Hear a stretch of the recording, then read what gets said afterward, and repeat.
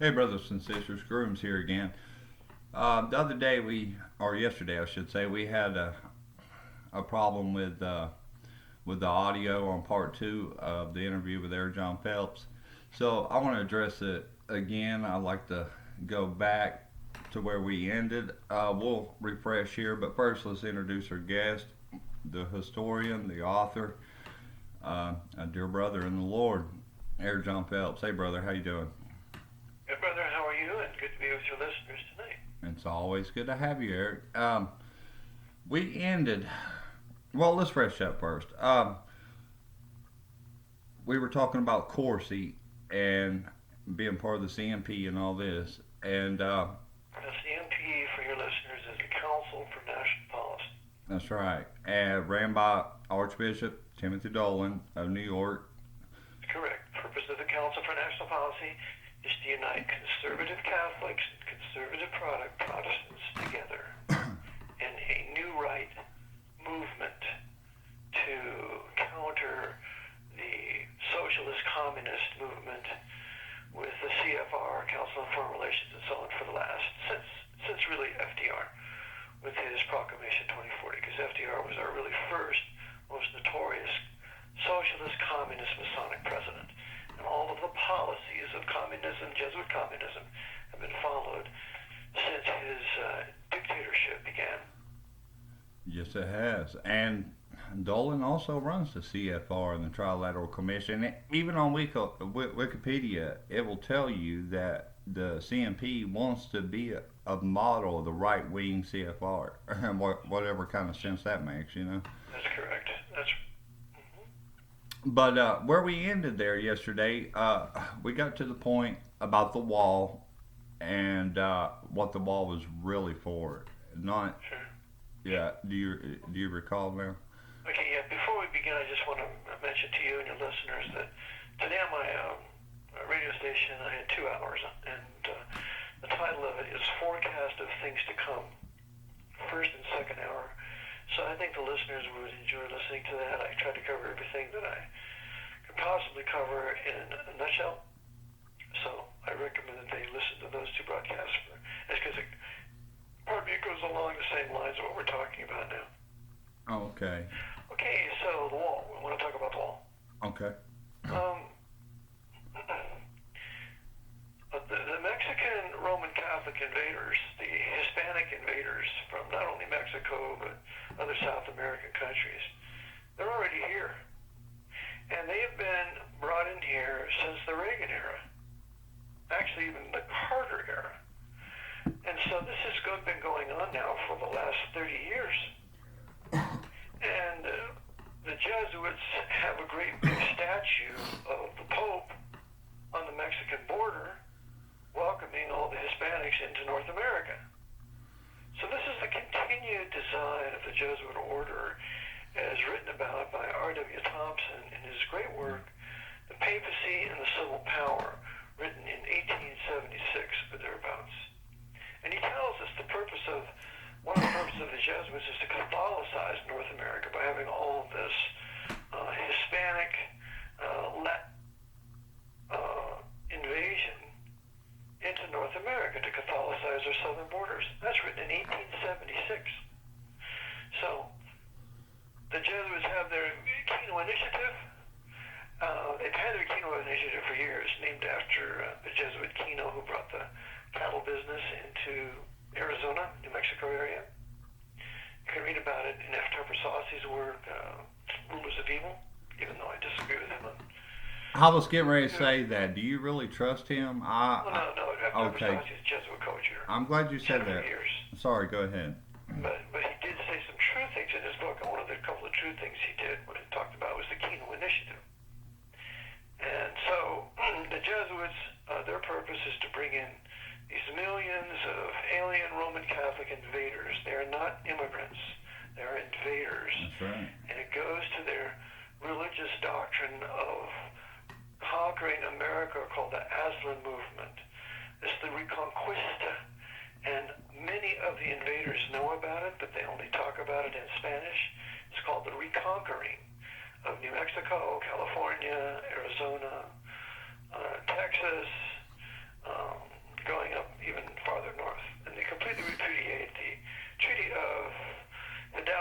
Guadalupe of what 1848, calling that theft when we paid $15 million to Mexico to purchase that land, even after they caused the Mexican-American War when they threatened to invade Texas.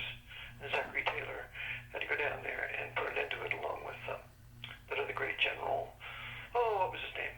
Can't remember right now, but that general was so loved by the Mexican people they wanted him to resign from the American army and become governor of Mexico. So Zachary Taylor and the other one, I'm losing my mind right now, but anyway, that's the propaganda, and they have these firebrand Latino. I hate to use the word Latin because that's Roman. That's better. I think the more correct word is Hispanic. And using these firebrands to say, oh, you white people, just go back to New England, you're tired, and all that kind of stuff, when they have no idea that we built the whole place and we just oversee the labor down there. But it wasn't for us, there would be no advanced culture in the Southwest. You'd have a Mexico, which is a backwards, savage country full of disease and gangs, and you name it. That's what Roman Catholicism produces. That's why the mafia is all Roman Catholic. All their 5 families out of New York are all Roman Catholic, Italian, Sicilian mobsters.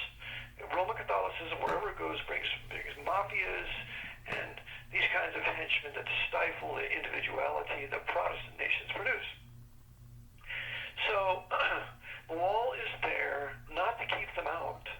The wall is being built to keep us in. They're already here.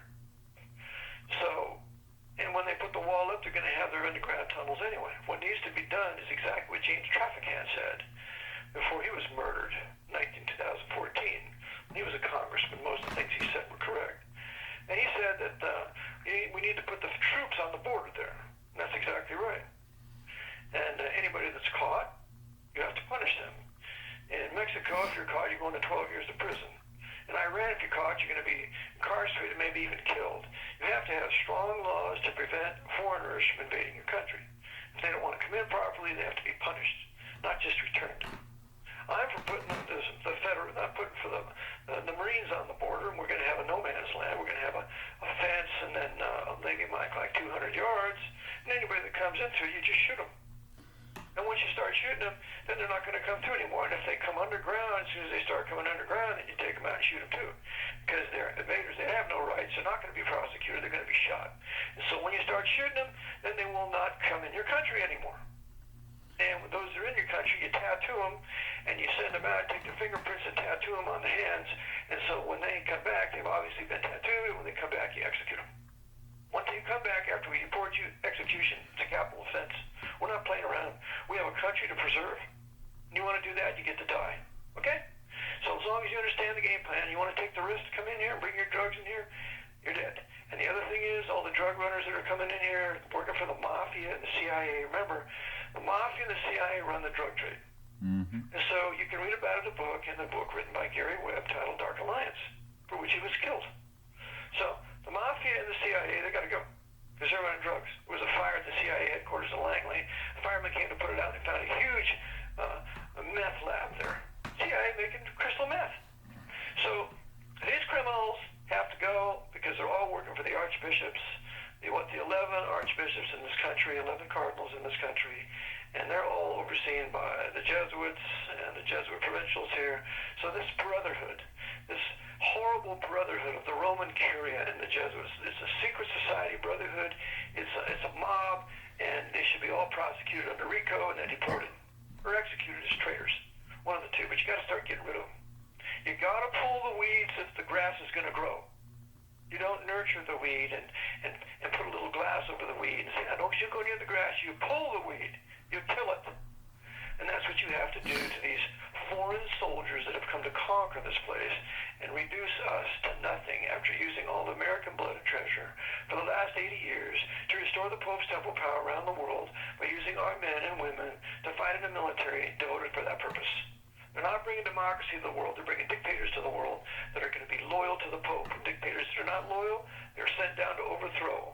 Like that guy in Panama. What was his name? I went to the Vatican embassy to hide there.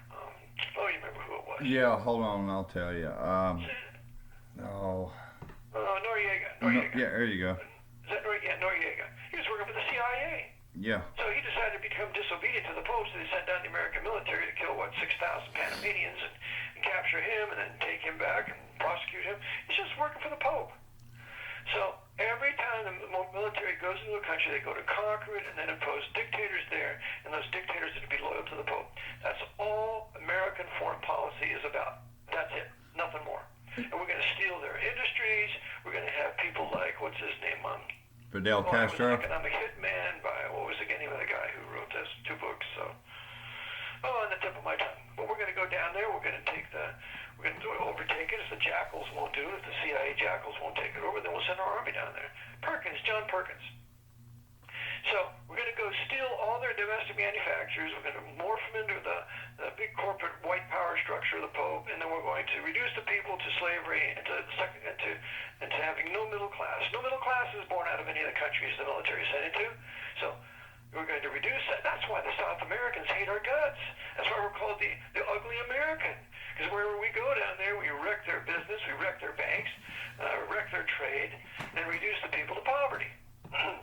So that's why they hate us, and that's why they're going to love to invade us at a future day. And they're invading even right now. And just like Cuba, they're kind of the model for us. That's right. They're the model for us. Because remember, Cuba was at one time prosperous. Cuba had the Havana 100s, and they had sugar, and they had other industry down there. They had citrus and bananas, and you name it. Well, the CIA used Fidel Castro to take over Cuba and ruin the place economically. Jesuit trained Castro. Jesuit trained for 7 years. Mm-hmm. 7 years. His advisor was a Jesuit named Amando Lorente.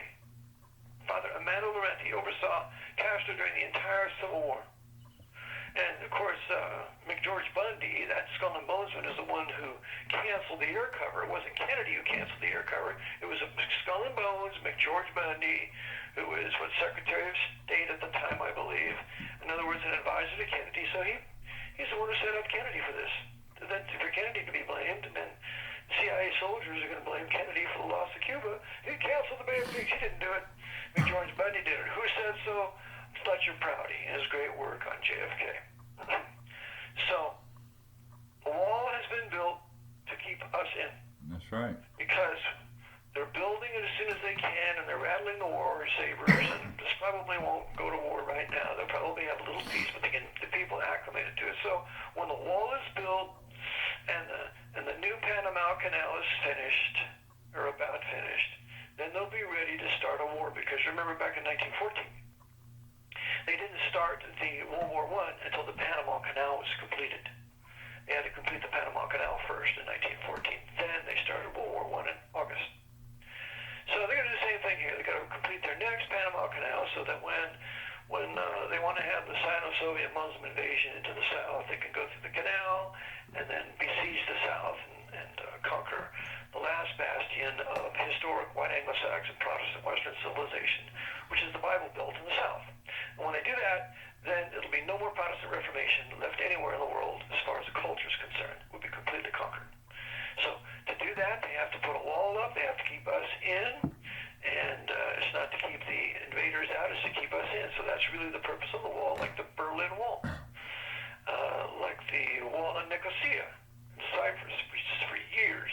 Like the wall, where else? Like the wall, there's some good walls, like there's a wall in Israel to keep the fanatical, quote-unquote, Palestinian Arab Muslims from shooting the people on the freeway. So they put up a wall to prevent that from happening. So there are good walls and there's bad walls. But this is a bad wall for us, and they're going to use that to keep us in when they declare the martial law, so we cannot leave the country. And the most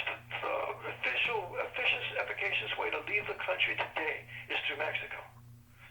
And so when they put that wall up, you're not going to be leaving. And so the roundups will take place. They'll make it so that you can't transfer any money offshore, any more than $10,000. They'll probably make it a capital offense, just like they did in Germany with the German mark. So what they did in Germany, they're going to repeat here. You know, and it makes sense because really all they would have to do is have the border patrol and the drones to take care of this area around the wall. We wouldn't really need a physical wall. Of course not. Of course not. We have the greatest military in the world if it's used properly. And furthermore, but you see, we're constantly betrayed by the intelligence community. The military is betrayed by the intelligence community. The problem is the intelligence community because they are facilitating the Mexican Hispanic invasion, bringing all their drugs into here because one of the purposes of the Jesuits is to get American people addicted to drugs. So everybody's on marijuana, probably the worst of all. And I know the woman who took her Supreme Court case on this issue of marijuana, she's a tremendous scientist. She came to one of my meetings and her 4 beautiful children. And she says, Eric, marijuana is the worst of all. Just the worst. And she proved it to me. So now we want to get them all on marijuana so everybody is slow and we don't have any desire to resist and we don't have any get up and go. And pretty soon the THC in our brain makes it so we can't think. And when that happens, you can't field an army of people like that. They're going to easily be defeated and slaughtered by the Chinese. Because remember, Mao Zedong, when he came to power in 1949, you know what he did? He killed all the drug traders. Killed them all. And he also killed all the prostitutes. We're not told that. So we have a country here that's addicted to prostitution, pornography, marijuana, cocaine, and I would say probably at least half the population is on it, maybe more. And then all the prescription drugs, which is another 30-40%.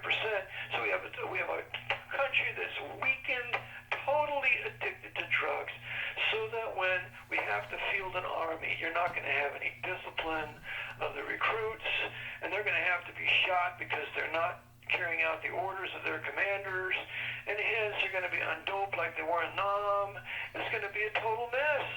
But that's why they're running the drugs in here. Meanwhile, making a fortune doing it because the CIA and the mob work together.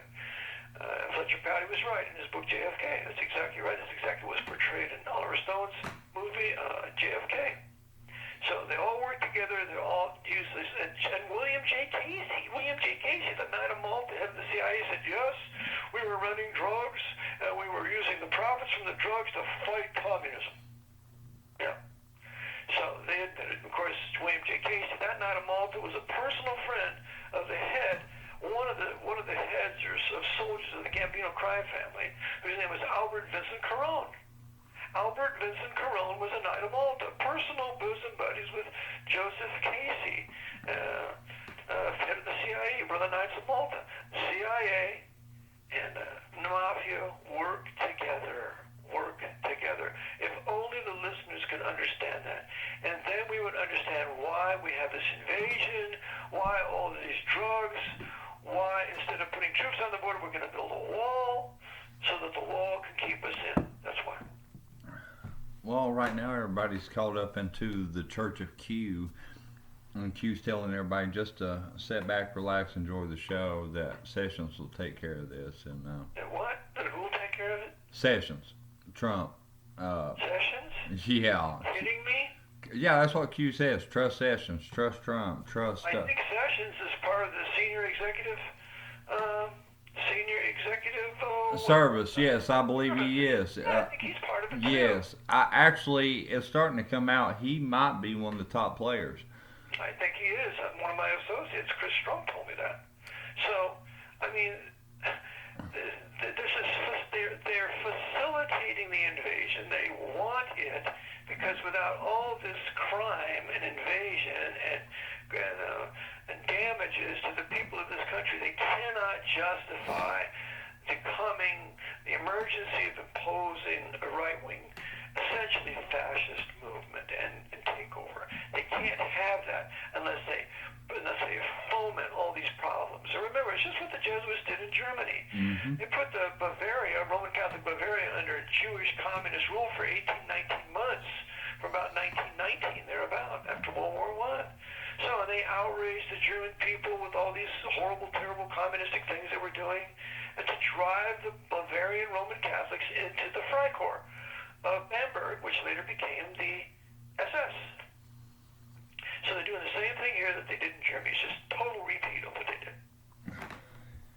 And this might be the man to lead this right-wing fascism. Who? Trump? Yep. Oh, no doubt. He's to send to Putin today, bring it on. Come on, we'll shoot him down. So, I mean, we have an alpha male, a educated without being a fighter. That's right. So he's a male, 33rd degree Freemason, in with the Archbishop of New York. He knows all the people there, the top Freemasons, Jewish co-Judas. He knows them all. What's what Chucky Schumer said? Donald Trump, he likes me. He likes what Chucky Schumer said. He did, didn't he? Yeah, you could see they said it in the Congress or in the Senate when he didn't think anybody was listening to his microphone. They worked together. So the purpose again of this broadcast is to help people realize that Q is just another black op. It's just another group of the Jesuits. Q clearance, as I mentioned yesterday, there have been top Jesuits who had Q clearances. One was Michael Delisle Lyons, who was one of the builder of the beryllium triggers for the atomic detonations in the Alamogordo, and then ultimately used in Japan, because remember there was no atomic bombs dropped in Japan. That's right. They were built on ground by Jesuit physicists. William Klein Sorge was one of them, and they detonated on the ground when they burst the magnesium flash bombs above, laced with uranium over Nagasaki had plutonium, and the other one, Hiroshima. their city. Yeah. What was it? Hiroshima. Hiroshima had uranium, and you can read about the uranium slug put in that bomb in the book Enola Gay by Poltowitz. Yeah, and these Jesuits just come out of the bunkers after it's over, like it's a miracle. Fatima, They attributed their survival to a miracle of the Virgin Mary. That's right. And Martin writes about it in his book, The Jesuits, The Betrayal of the Catholic Church. That's what they said. It's a miracle of the Virgin Mary. Yep. Yep. So they're going to be pulling something big like this in the very near future, and hopefully we will know their history, what they've done in the past, so we can stop it now. And you know that this is why I'm doing this. This is my third YouTube channel. They keep getting shot down. I mean, I can't gain access to them. So I'm not trying to build this great platform. I just want the truth out there. That's why I come to you, because you have so much truth in what you say, and it's documented, like I said yesterday in your book. If anybody gets a chance, please go get the ebook, Vatican Assassins, and you will be stunned. And there's 2 years worth of research there. There's more like 25, brother. Oh, yeah, well... Research, it took me 3 years to write it, and they wrecked my first one, so I had to completely rewrite it. So I got mad about it when they crashed my computer and wrecked my first book, so I almost tripled the first book in length, so from 600 pages to 1,836 pages. But if you want to do that, I'm going to marshal as many other quotations and sources as I possibly can. So I did. Finished it. Yep. And you added, what, 9/11 to it? The 7/77 bombings? I'm trying. Well, I didn't. Yeah, 7 bombings, 9/11. The things up that were current by 2007. No, okay. Yeah, I have the older one. Wow. I don't even know where to go from there. This is so much. Well, let's talk about the war, because, as I've said in my book, we're going to have a war with Russia, and a war with China, and a war with the Muslim world. Yeah, a 3-front war. They're planning it. They want it. That's exactly right. And anybody that knows about the American military, they will tell you that you cannot fight a 2-front war. Can't do it. So we're going to have a war in the Far East. I covered this one today. I maintain a lot of our war will be going into Indonesia, because there's probably one of the largest Muslim populations in the world in Indonesia. Okay? And so this is going to be a crusade against Islam for a while, because the Jesuits have to kill down the Muslim populations for the further securing of the revived Latin Kingdom of Jerusalem. And that's why they've driven all these Syrians out into Europe. It takes pressure off Israel, while at the same time is going to be used to unite the white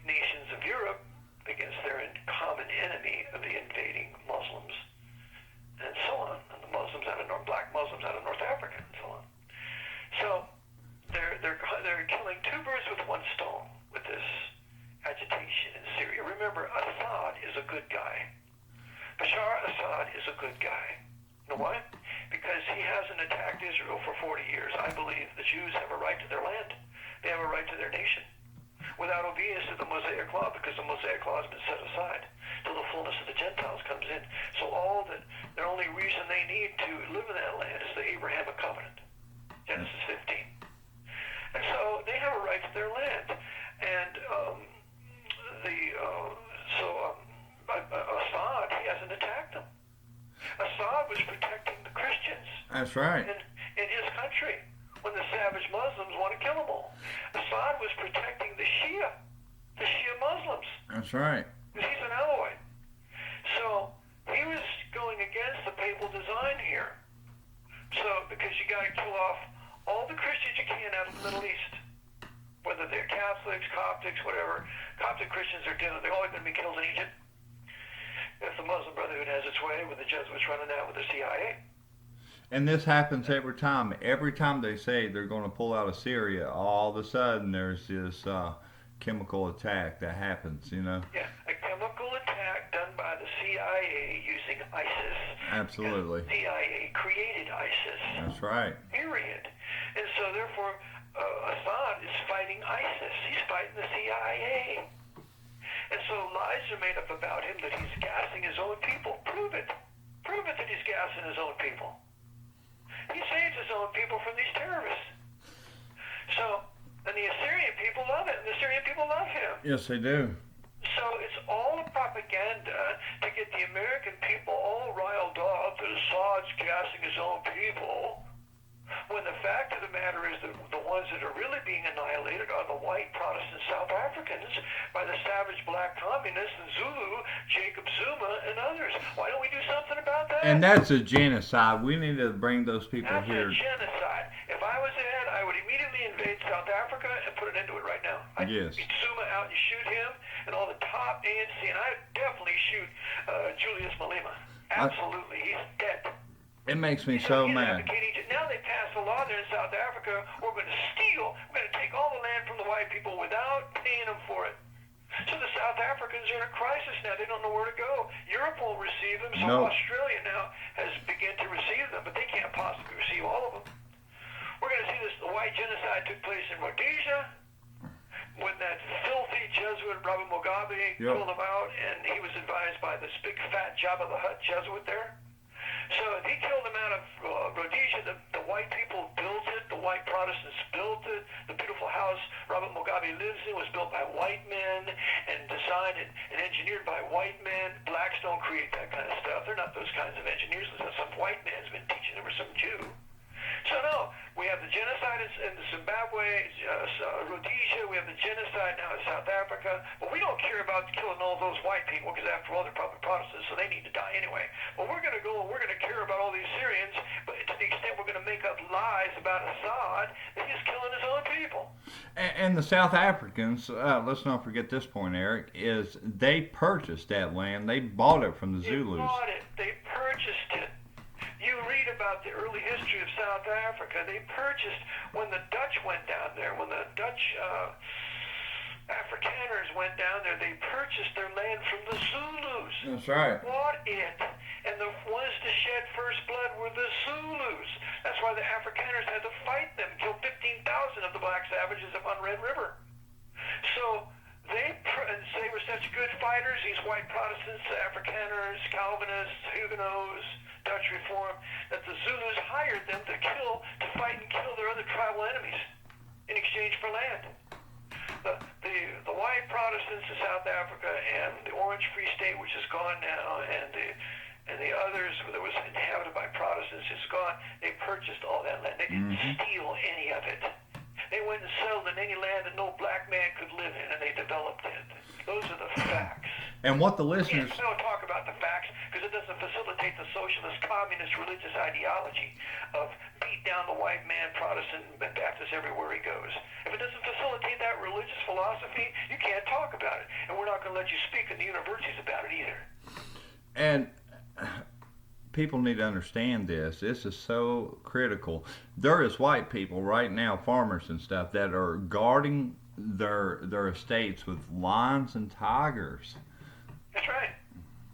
Have you seen? Exactly right. Guarding their estates with lions. That's right. Have you seen You some? know what the black savages do? I mean, the listeners need to know about this. This is what they do from the Jesuit ANC, African National Congress. It was founded by savage Nelson Mandela, who used to sing the song "Kill the Boer, Kill the Boer."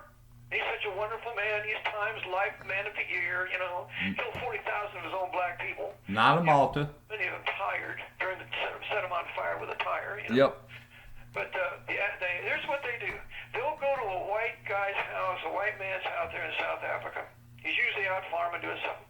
And they'll get his wife. And they'll take turns gang raping her. Of course, we gotta do that to the white women because that's the ultimate expression of equality or vengeance. Okay? Do the same thing here. And then after we take turns gang raping her and she's utterly beaten, then we're going to get the oil out.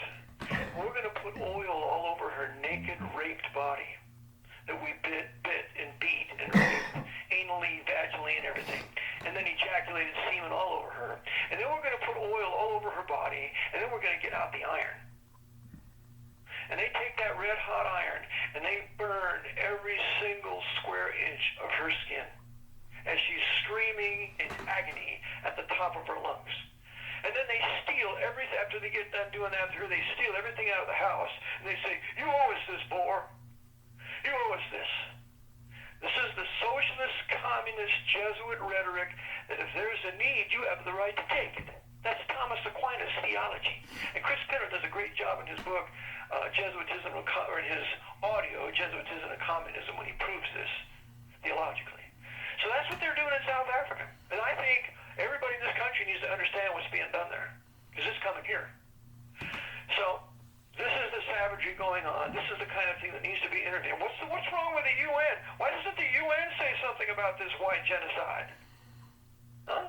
Because it's a big organization, and it needs to be done away with. We need to turn the UN building into a roller rink or a library or something of use and get rid of that socialist, communist, Jesuitical, filthy operation that was started by Harry Dexter White and that ungodly pedophile John Maynard Keynes. Those two wicked sinners started the International Monetary Fund and the World Bank, and they also had a hand in the founding of the UN with Dirty Harry Truman, who was a whoremaster. He had a whorehouse in Independence, Missouri. He was called Whorehouse Harry. All these wonderful, virtuous people giving us the United Nations as though it's some sort of a peacekeeping operation. Wherever it goes, it thwarts us, thwarts America, facilitates the death of people that want to be free, just like in Katanga. Back in the 1970s, they destroyed Katanga. It was a black African nation that wanted to be a republic. They killed the black leaders that were limited there. Who did that? The Turks. The Turks from the United Nations. The savage Muslim Turks. So it's just, if you want to read more about this, just get Robert Welch's proofs of, non-dercala treason, and then his supplement to non-dercala treason. I'm not a bircher, but a lot of what he says there is true.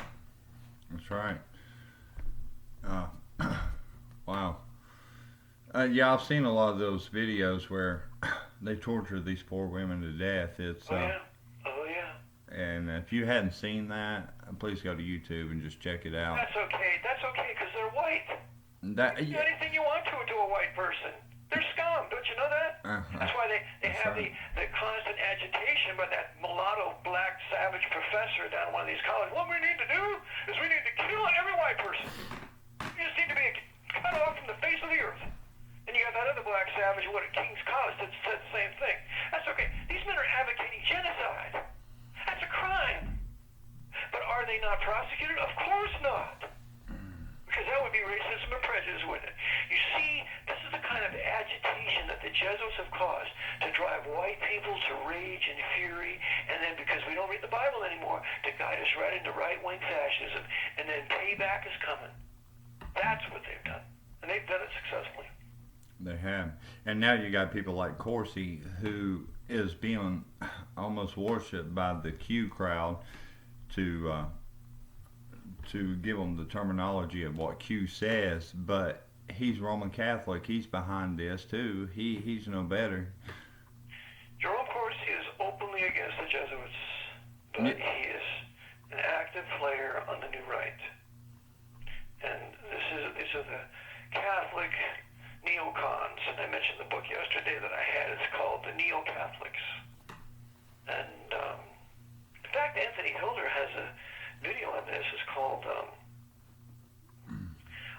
the neocons, something like that. But he talks about the new right Roman Catholic neocons. I didn't know. There's Protestants in there and Jews, but it's probably they have lots of new right Catholics. And remember, the Tea Party, pardon me, for the most part, is overseen by Roman Catholics. Don't surprise me. Look at Trey Gowdy. He comes from the Tea Party, so. Yeah, Tea Party is. Somebody asked me to speak for Tea Party several years ago, and I said, well, I'll be happy to speak for you, but I'm going to tell you that the men running the Tea Party are part of the New Right movement that was facilitated back in the 80s with Newt Gingrich, that night of Malta today, and Louis Lehrman, the night of Malta that was the head of Rite Aid, and J. Peter Grace, who was the night of Malta and participated in Project Paperclip to bring, 20,000 Nazis over into this country for what? In preparation for the new fascism they're going to introduce here. That's why they have Project Paperclip. And Robert Mueller, as we mentioned yesterday, his father is Heinrich Mueller. Mueller is not the proper pronunciation. It's Mueller. I went to school with a boy named Jerry Mueller when I was in 6th grade. His father was a Nazi. He came over to America after the war. And so it's Mueller. So it's Heinrich Mueller, who was the head of the Gestapo, a Bavarian Roman Catholic, taught to hate the Jews from a little boy. And his son is Robert Mueller, conducting the Mueller investigation. He's a Nazi. So he's ultimately going to be used to vindicate Trump, because that's what all of this is about. This is why Trump doesn't end the investigation, because it's calculated to vindicate him at a future day. But Mueller didn't come over through Paperclip again, right? Heinrich Mueller didn't come through Paperclip because he was the head of the Gestapo. He was a wanted man, and so he had to come over here with another identity. And I have the book on it. He went into the CIA. He lived in Virginia, died in 1973. So his name could not be openly Heinrich Mueller, so they changed his name. But he was used in the intelligence community because he was so good leading the Gestapo and rounding up the Jews. Remember, the Gestapo and the NKVD worked together after they conquered Poland, and the Nazis took the western half, and the communist Russian Bolsheviks took the eastern half. And before, in September of 1939, when Hitler invades on September 1st and Stalin invades on September 17th, 18th, they both take Poland, divide Poland up, and then they kill the Polish manhood in the forest of Katyn, the Katyn massacre. But the ones who oversaw this was both the NKVD and the Gestapo. They worked together. They all do at the very top. That's correct. Interpol was started by Heinrich Himmler, and it's still with us today. So it's the intelligence, it's the unified intelligence community that's doing all this and overseeing the mafia. Remember, the mafia is just their tool. The mafia will do what they tell them to do. If they don't do what they tell them to do, they prosecute and throw them in jail. Remember, Rudolph Giuliani had a whole big prosecution of mafia dons years ago. Why? Because a lot of those mafiosos weren't obedient. So they prosecuted and threw them in jail. They threw the head of the Columbia mob family in jail for 50 years. When the big mobsters like Trafficant, working with the CIA, bringing all these drugs into the country, he never gets prosecuted. He never goes to jail. He's a good boy, doing what the CIA wants him to do. The mafia, CIA working together. Who came first, the mob or the CIA? The mob. And that's why you had certain soldiers and the CIA that were Gambino crime family members, taught them long-range shooting, sniper shooting. I know a guy that did it. I know a CIA assassin that taught mafia long-range shooters. Yeah. The guy had his own gun shop. He would take deer at 2,500 yards with his custom-made rifles that he made. He taught top-notch mafia assassins to shoot long-range. CIA. They work together. Well, another movement that's going on with all this, I don't know where they're getting this, but a lot of these Q people think that the CIA works for the Mossad. The Mossad is the top. Are they so stupid to really believe that? Yeah, that's why they're called Q-tards. Yeah, Q-tards, that's right. They're really stupid because the fact of the matter is that the CIA created Mossad in 1951. You can read about it in John Loftus's work, The Secret War Against the Jews. Read it. Okay, I got another Also, question. probably an unholy trinity is probably there too. Another question is, people keep sending me this link about the Rothschilds bailed out the Roman Catholic Church in 1832. That the Vatican was broke and they had to borrow money from the And, Rothschilds. these liars taught me the same thing in Bible college. I had a professor that actually taught me that. His name was Professor Willie, who later fell from grace because he was committing adultery with some other man's wife. He was a professor in Lancaster Bible College. I'll never forget the day he said that in class, that the Vatican was broke. Are you kidding? That whole thing with Nogara, and he was the Vatican money man. You telling me that he put together the whole Vatican Bank and all these various holding companies? He was an idiot. Are you telling me that the Jesuits didn't profit from the French Revolution, the Napoleonic Wars?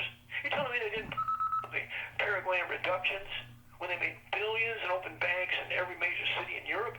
You think they lost all that? No, they didn't lose it when the Pope suppressed them in 1773. They used the Rothschild families and other families to protect their fortunes until they were revived in 1814. When they were revived in 1814, they then took over the banking, and the Rothschilds began to wave. The Rothschilds were then just used as the head family for the Druids, for the 13 council member of the Druids, the Druid Illuminati. But other than that, they're nothing. The Rothschilds are broke. One night a Malta told me in England that the Rothschilds, that they had to sell some of their art treasure because they were having financial difficulty. Yeah, they're also selling some of their oldest estates that have been around for hundreds and hundreds of years that are worth hundreds of millions of dollars. Yeah, well, they're not the big bankers. The big bankers are Gentiles. They're not racial Jews. They are racial Gentiles, and they are white. And That's why I call it the post-white power structure. that's another thing about Q. There's been over 1,000 posts now.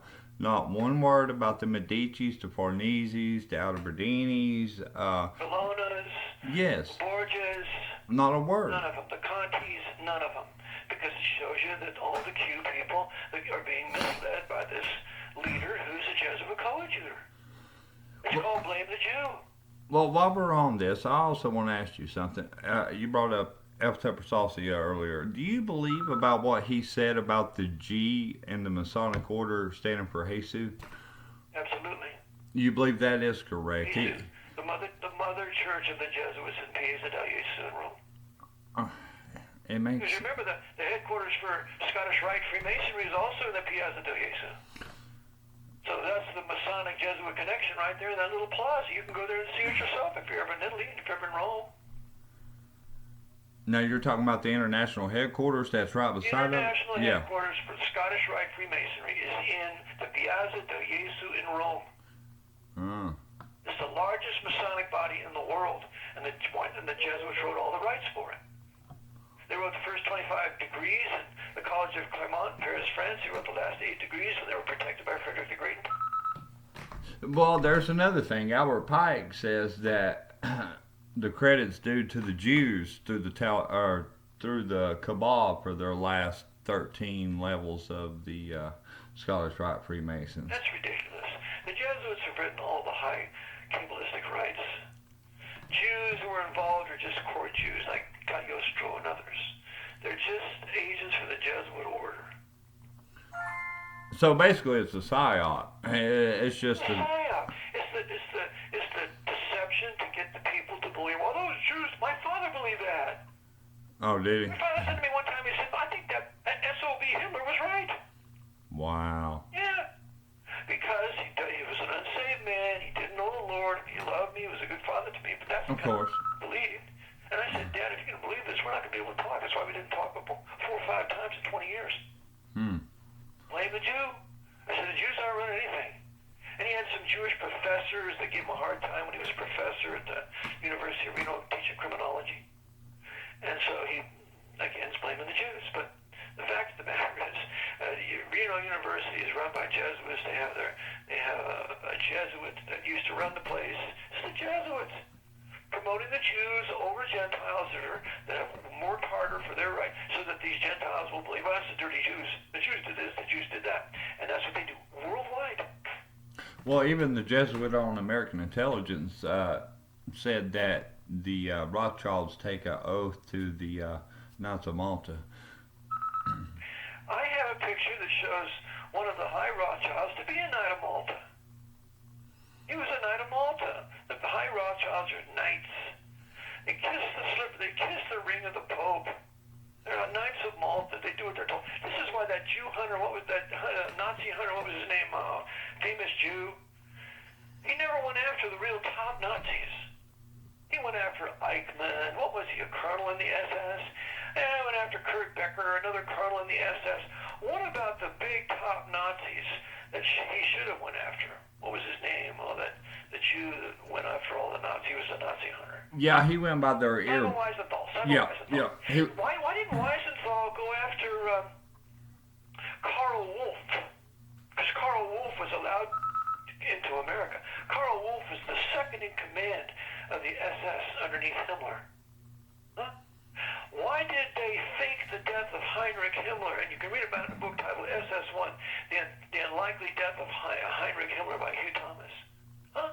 Why didn't that Nazi hunter go after him? Why didn't the Nazi hunter come after Heinrich Müller in the U.S., huh? Because this Simon Wiesenthal was another Jesuit coadjutor to make it look like he was going after the top Nazis when he wasn't. He was going after these nobodies. Wow. Then you have the issue with Demjanik and in Traffic Can't Stay when they falsely accused that German, and when we come over here said he was in the SS, he wasn't Ivan the Terrible. Thankfully, Traffic Can't Stay said it wasn't him, and Israel withdrew the charges, and then ultimately he's arrested by the Soviets, and he's killed.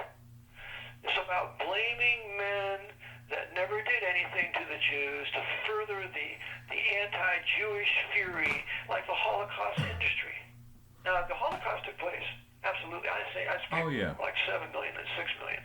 But the Jesuits have built an industry around it to then ultimately incite the white man, the Gentiles, against the Jew because they can see it's obviously an industry. I went to the am I off big topic? Should I just be more? No, keep going. I love it. Okay. I went to the Holocaust Memorial there in D.C. and it's a very, very well laid out museum. It's on several floors. But you know who they blamed it on? No. They blamed it on Martin Luther and the Lutheran Church.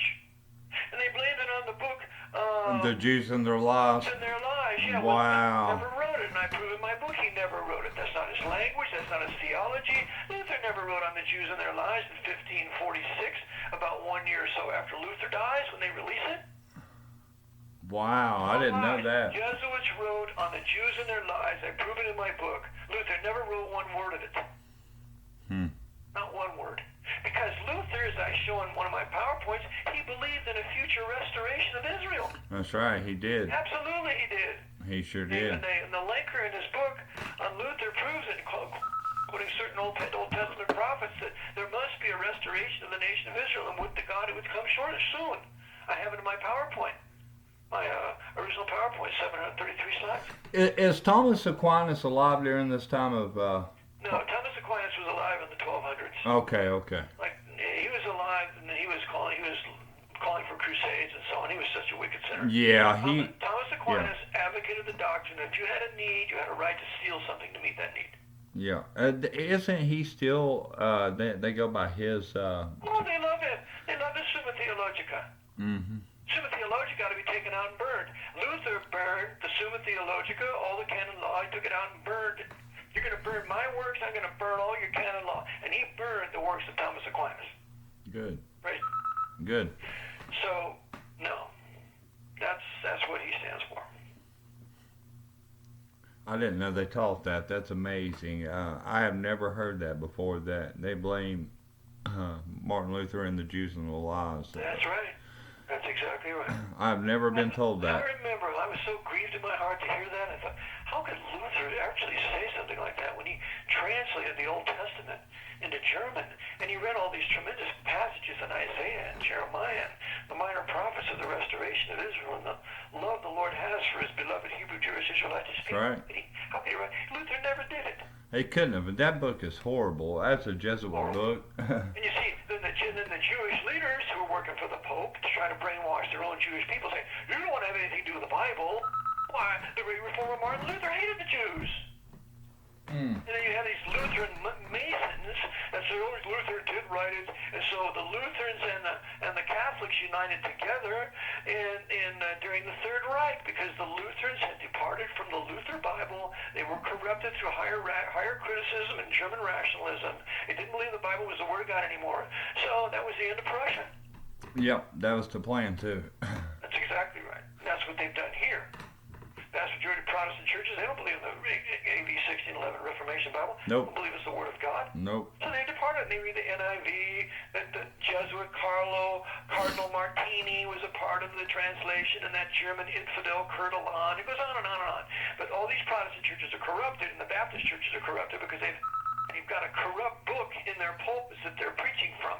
They got a perversion. Disease. Yeah, it's a perversion. It sure is. Perversion, that's right. Well, we're running out of time here, Eric. If you don't care. Okay, well, hopefully we covered what you wanted. Wow, you blew my mind. You told me so many things there that I had no idea, and you always tell me something different that you show me things that I've never heard before, and it just blows my mind. This Martin Luther thing, I'm going to have to look into this. It's mind-blowing. But for the people out there, I want them to really pray for the white people of South Africa because it is a genocide. It's horrible. Yes, you need to pray for those dear people that are being massacred every day. And the Democrats will not let them in here. They will not. It'll never happen. So they got to fend for themselves. But That's right. Well, the good Jesuits run the Democrats, and of course the Republicans aren't talking about it either. No. Because we only have one political party. We don't have two. Well, kind of. You got socialist communism and socialist fascism. What's the difference? Exactly. Just look on the Mercury head dime of 1906. Oh yeah, with the fast shot on the back. Yeah. One face is communism because it has the head of the god Mercury with a Phrygian hat. The Phrygian hat on the top is the hat that the French Revolutionists wore. So it's communist. On the other side is the fascist. There's a bundle of rods wrapped with head protruding. That's a fascist symbol. So on the front side is communism. On the back side is fascism. They work together, and that's why Hitler and Stalin had celebrated May Day on the same day. That's right. That's right. Communism, Marxism, and Nazism working together in addition to labor Zionism. Well, saying that, there's a few people that want to get in touch with you. We'll talk more about that later. But you care to plug us before we get out of here? Sure. I just want to recommend to the listeners again, just go to my website, 247worldradio.com. Go to archive programs, and then click on it, and they're free. And then just scroll down to EJP Hour 1. Go all the way down. Click on that, then go all the way down to the last one, and you'll see forecast things to come. Listen to that for an hour, and then go to EJP Hour 2. So go all the way down, scroll all the way down, and see forecast and things to come, Hour 2. Just listen to those 2 hours. In fact, this should be on the radio today in a repeat for the next couple days if they want to just do that. But they can listen to it really anytime they want from the archives because my archives are free. Awesome. And again, people, quit donating your money to Q and people putting up Q posts. If you're going to donate, I'm not trying to get you to give money to whatever or whoever, but if you're going to support somebody that preaches the true gospel. That's all I'm asking. But saying that, Eric, lead us in prayer, please. Sure. Father, we thank you, Lord, for an enjoyable long broadcast with Brother Grooms, and pray that you bless the listeners as they hear these things, that you quicken them, and that these truths would really be truths to them too. May they prove it, may they investigate it themselves, and we're thankful, Lord, for the ability you've given us to think and in light of your word to come to truth. So we thank you for this time in Jesus' name. Amen. Amen. And so be it. All right, brother. Lord bless. Lord bless your listeners too. Yeah. Thanks. God bless. And on that note, dare to think for yourself.